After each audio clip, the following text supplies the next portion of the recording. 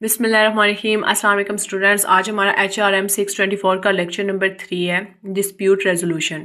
इसमें सबसे पहले हमारा क्या एजुडिकेशन, ये हमने लेक्चर 2 में डिस्कस किया था, लेकिन इसको आज हम डिटेल में देखेंगे।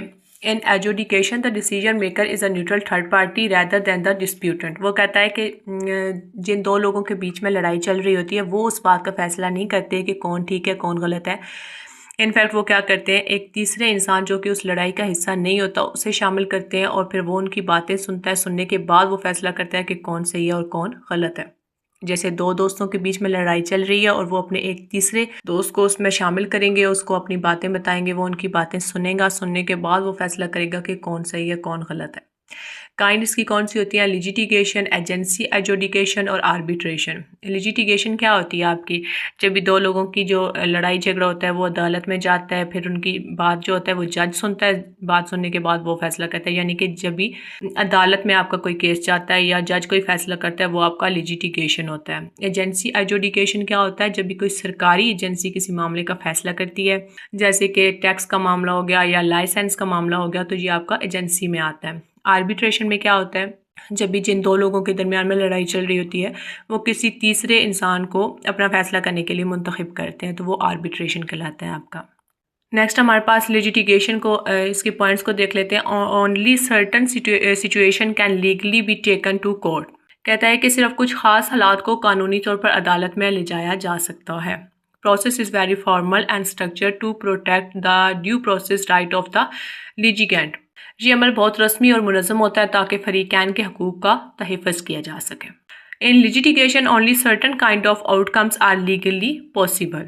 का मुकदमाबाजी में सिर्फ कुछ ख़ास किस्म के नताइज कानूनी तौर पर मुमकिन होते हैं। फ़र्ज़ करें कि दो कारोबारी शुरकों के दरमियान किसी मुआहदे के बारे में झगड़ा हो गया, वो उसे अदालत में ले जाते हैं, फिर जज उनकी बात सुनते हैं, वो फैसला करता है, तो ये आपका लिजिटिगेशन है।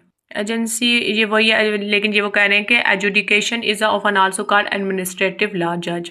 इसको भी आप दूसरा नाम इसका जज हो सकता है या ऐसे मे बी लेस फार्मर, ये लेस फार्मर हो सकता है लिजिटिगेशन से। आर्बिट्रेशन क्या होती है? The parties are free to decline arbitration or if the parties must participate they are free to disregard the result. वो कहता है कि आर्बिट्रेशन में ये होता है कि जब भी आपका कोई तीसरा इंसान फैसला कर रहा होता है ना, तो वो जिन दो लोगों का फैसला कर रहा होता है वो उन दो लोगों के ऊपर डिपेंड कर रहा होता है कि वो उसकी बात मानेंगे या नहीं मानेंगे। हालांकि ऐसा होता है ना, जब भी अदालत में जाते हैं तो आपका जज फैसला करता है तो वो आखिरी फैसला होता है, वो आपको मानना ही होता है। लेकिन आर्बिट्रेशन में ये होता है कि जिस तीसरे इंसान को आपने मुंतखब किया होता है अपनी लड़ाई में, उसे बातें बताई होती हैं, वो जो फैसला करता है ज़रूरी नहीं है कि आप उसकी बातों को माने, आप उसकी बातों को मानने से इनकार भी कर सकते हैं। नेक्स्ट वो क्या कहता है? Negotiation and adjudication basic distinctions.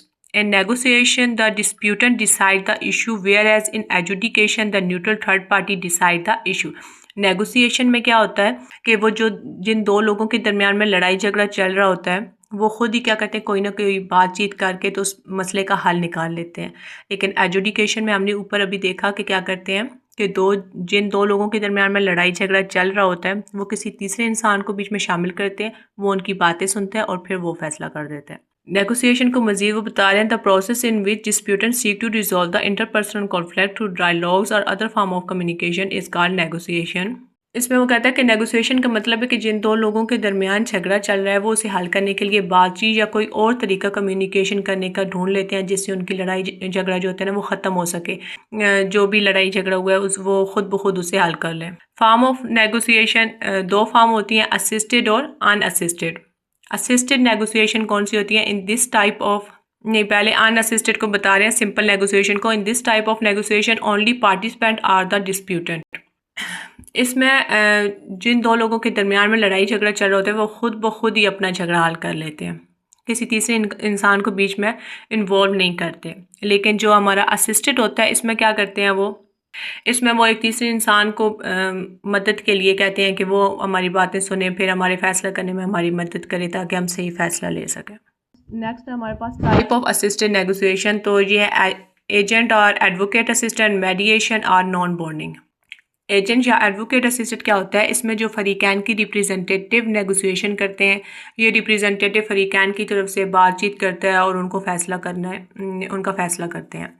Mediation में क्या होता है, इसमें एक न्यूट्रल तीसरा शख्स जो होता है ना फरीकैन की मदद करता है उनके झगड़े को हल करने में।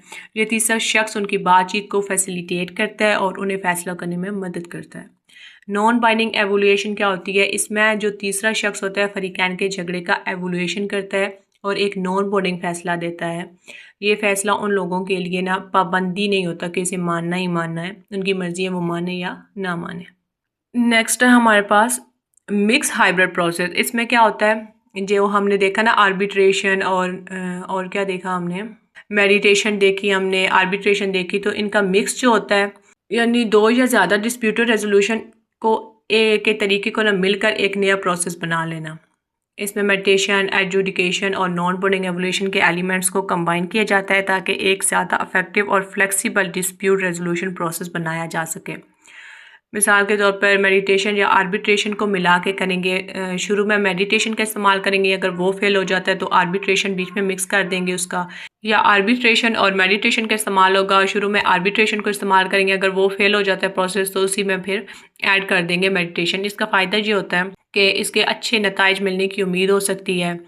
जो फरीकैन की पसंद के हिसाब से ना प्रोसेस को कस्टमाइज़ किया जा सकता है, ज़्यादा फ्लेक्सिबल और इफेक्टिव डिस्प्यूट रेजोल्यूशन हो सकता है। ये था हमारा आज का लेक्चर। उम्मीद है कि आपको अच्छा लगा होगा।